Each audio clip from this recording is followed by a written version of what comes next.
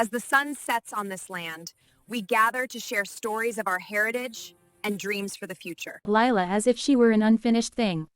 Not broken enough to discard, not beautiful enough to praise, just there, like a chair in the corner no one chose unless all the others were taken. From the time she was old enough to understand words, she learned which ones belonged to her. Plain, quiet, useful, never lovely, never chosen. Her mother used to sigh when brushing her sister's hair, fingers lingering with pride over thick braids and bright ribbons. When it was Lila's turn, the brush moved quickly, impatiently. "Stand still," her mother would mutter, as if Lila's very presence were a chore. Her father rarely looked at her at all unless there was work to be done. Fetch water, scrub floors, mind the stove. Lila did these things well, because doing them well was the only way she knew to exist without being scolded. The town knew her place too. At gatherings, eyes slid past her to linger on prettier faces. Compliments skipped her like stones over water. She learned to sit near walls, to speak only when spoken to fold herself small. It hurt less that way. So when the trader came, rattling into town with his wagon and his promises of money, Lila felt the shift before anyone said her name. The man's eyes moved over the family, weighing them like goods. He dismissed the married daughters immediately, glanced at the youngest with mild interest, then stopped on Lila. Not because she was lovely, but because she was unclaimed. "She'll do," he said. Her parents hesitated only long enough to pretend they cared. "She's not much to look at," her mother said, almost apologetically, as if embarrassed by the flaw. "But she works hard." "That's enough," the trader replied. The deal was settled over supper.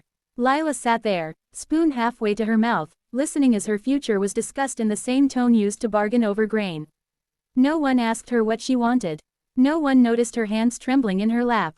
That night, she packed quietly. There wasn't much to bring: an extra dress, a shawl worn thin, a small carved trinket she'd kept since childhood because it reminded her that something once belonged only to her. She looked around the room she had slept in for years, waiting to feel sorrow. What she felt instead was a strange hollowness, as if she had already left long ago. The journey west was unforgiving.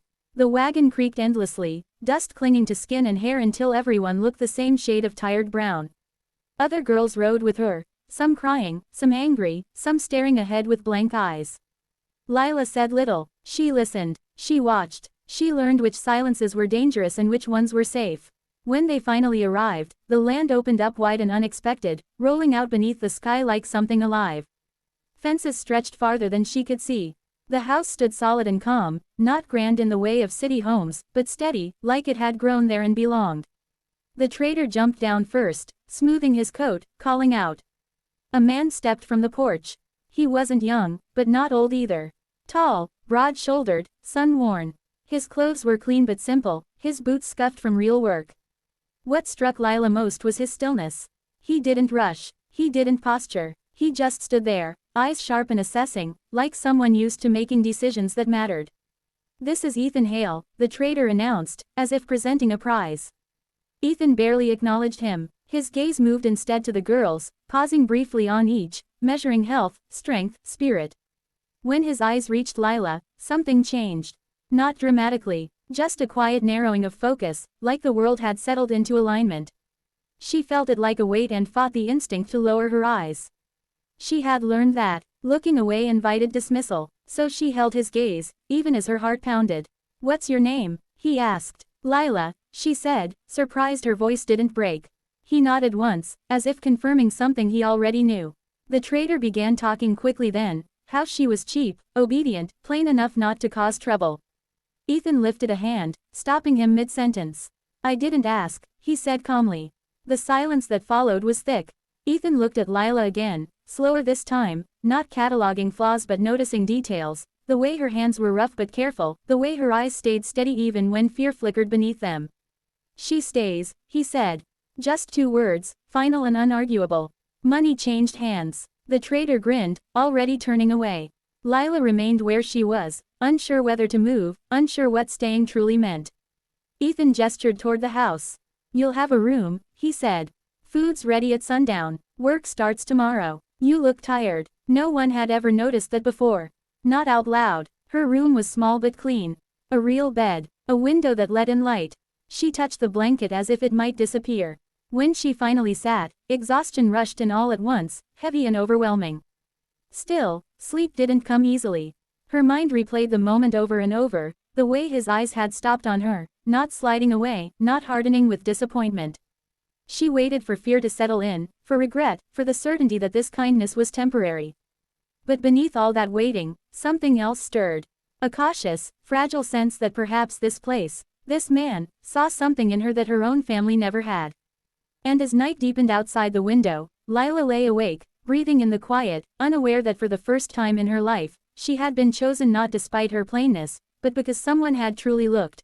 Morning came softly on the ranch, not with shouting or slammed doors, but with the low sound of wind moving through grass and the distant nickering of horses.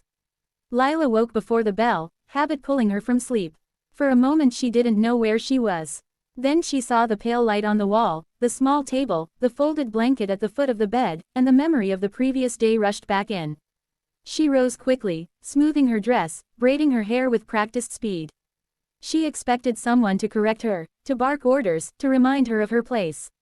Instead, when she stepped outside, the yard was already alive with steady, purposeful movement. Men and women worked side by side, not rushed, not fearful. A woman with silver-threaded hair handed Lila a tin cup of water as if it were the most natural thing in the world.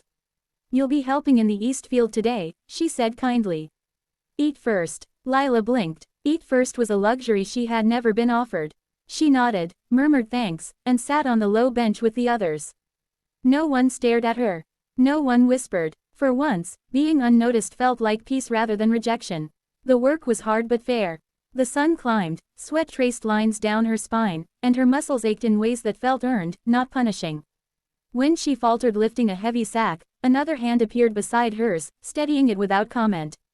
Dignity lived in those small silences. She noticed Ethan only occasionally at first, crossing the field on horseback, conferring with foremen, fixing what was broken with his own hands.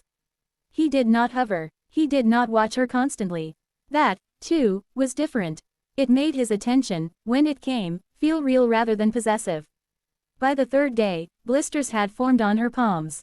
She tried to hide them, ashamed of weakness.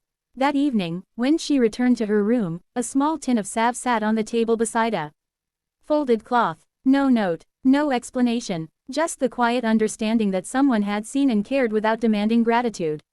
She carried that feeling with her, unsure where to place it. It made her stand a little straighter. It made her speak a little louder when spoken to. Slowly, without her realizing it, the shape of herself began to change, not outwardly, but in the way she occupied space. One evening, as the sun bled orange across the horizon, she found Ethan by the fence line, hammer in hand, mending a broken post. He nodded to her in greeting, not as a master to a servant, but as one worker to another. "Need help?" she asked. "If you've got the time," he replied. They worked side by side, the rhythm easy. The land smelled warm and alive. Crickets began their song. Lila felt the words pressing at her chest before she realized she was going to speak. "They told you I was plain," she said quietly, eyes on the wood. Ethan paused, then drove the nail home before answering. "They did." She swallowed. "You didn't send me away."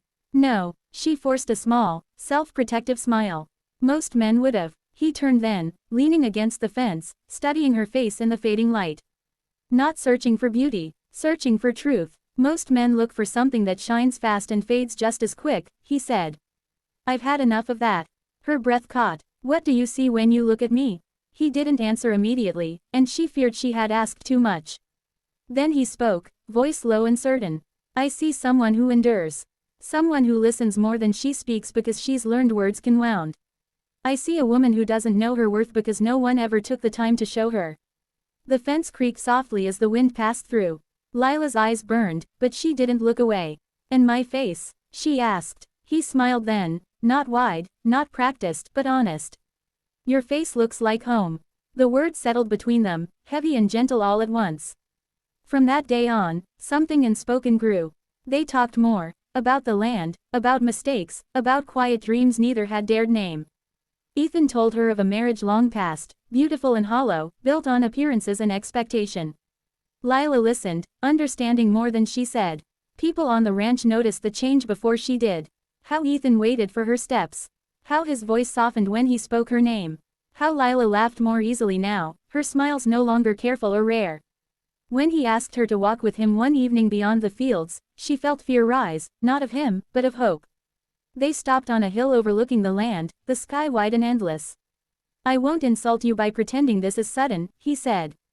I've known for a while. She clasped her hands together. Known what? That I don't want this place without you in it, he said. Not as a worker, as my wife. The world seemed to tilt. I don't have beauty, she whispered. Or money, or a family to honor you. He stepped closer, close enough that she could see every line his life had carved into him. I don't need beauty that fades, or families that sell their own. I need truth. I need peace. I need the woman who stands in front of me. Tears slid free then, not from pain, but from the release of something held too long. What if I disappoint you? She asked. He reached out, not to claim, but to ask, and she let him take her hand. Then we'll face it together. The wedding was simple, no grand display, just vows spoken beneath the open sky, witnessed by people who had come to respect her not for her looks, but for her heart. As Ethan looked at her, there was no doubt in his eyes, no comparison to anyone else. That night, when the ranch lay quiet and the stars burned bright, Lila understood something at last. She had not been chosen because she was plain. She had been chosen because someone finally saw past the noise of the world and recognized the only face he wanted to wake up to for the rest of his life. And for the first time, she saw it too.